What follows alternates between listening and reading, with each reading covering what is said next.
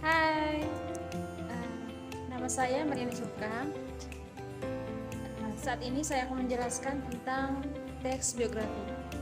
Kamu pasti sudah pernah membaca teks yang menceritakan tentang kisah hidup seseorang dari yang kamu kenal hingga yang baru kamu kenal. Setelah membaca teks tersebut, cerita tentang tokoh terkenal yang pasti pernah kamu temui, misalnya yaitu seperti Insinyur Soekarno, Raden Ajeng Kartini, B.J. Habibie, dan lain sebagainya. Cerita tokoh tersebut yang ditulis oleh orang lain ini biasanya disebut dengan teks biografi. Nah, bagi kamu yang ingin memahami tentang teks biografi, saya akan menjelaskan tentang pengertian teks biografi, ciri-ciri teks biografi, dan unsur-unsur kaidah kebahasaan dan struktur teks biografi. Baik, selanjutnya yang pertama tentang pengertian teks biografi. Nah, teks biografi adalah suatu tulisan yang mengulas mengenai kehidupan seseorang atau cerita hidup seorang selama ia masih hidup. Teks biografi hanya mengulas mengenai kenyataan-kenyataan yang terjadi dalam kehidupan seseorang dan peran pentingnya kepada lingkungan. Teks biografi tersebut ditulis lantaran banyaknya antusiasme untuk mengetahui cerita di balik kehidupan seorang tokoh yang menjadi anutan. Selanjutnya saya akan menjelaskan tentang ciri-ciri teks biografi. Ciri-ciri teks biografi yang pertama, yaitu teks biografi harus membawa suatu informasi berlandaskan kenyataan pada tokoh yang sedang dikisahkan dalam bentuk narasi.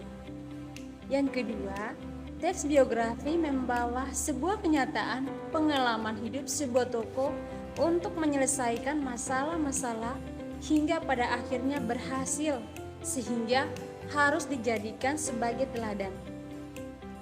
Ciri teks biografi yang ketiga yaitu teks biografi mempunyai struktur yang jelas. Strukturnya terdiri dari orientasi, masalah, dan reorientasi. Selanjutnya saya akan menjelaskan yang ketiga yaitu unsur-unsur kebahasan teks biografi. Yang pertama, kata hubung. Kata hubung merupakan kata yang berfungsi sebagai penghubung satu kata dengan kata yang lain. Kata hubung membuat sebuah kalimat menjadi efektif dan enak untuk dibaca. Contohnya seperti maka dari itu, namun, walaupun seperti itu, tidak hanya itu. Itulah contohnya. Yang kedua, rujukan kata. Rujukan kata ialah kata yang menyatakan kepada kata lain yang telah dikatakan sebelumnya. Kata rujukan ini dibagi menjadi beberapa bagian. Di antaranya, yang pertama kata rujuk tempat. Contohnya seperti di sini, di sana, di situ. Yang kedua, kata rujuk orang.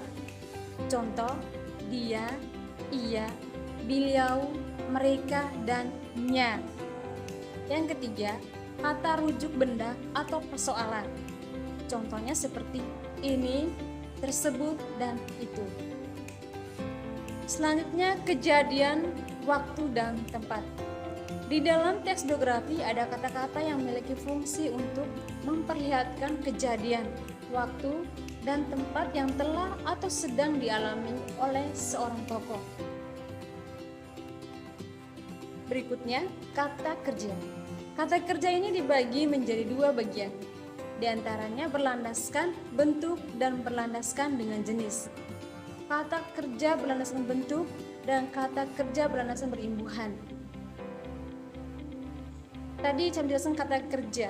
Nah, kata kerja ini ada dua jenis. Yang pertama, kata kerja berlandaskan bentuk, dan yang kedua, kata kerja berlandaskan berimbuhan.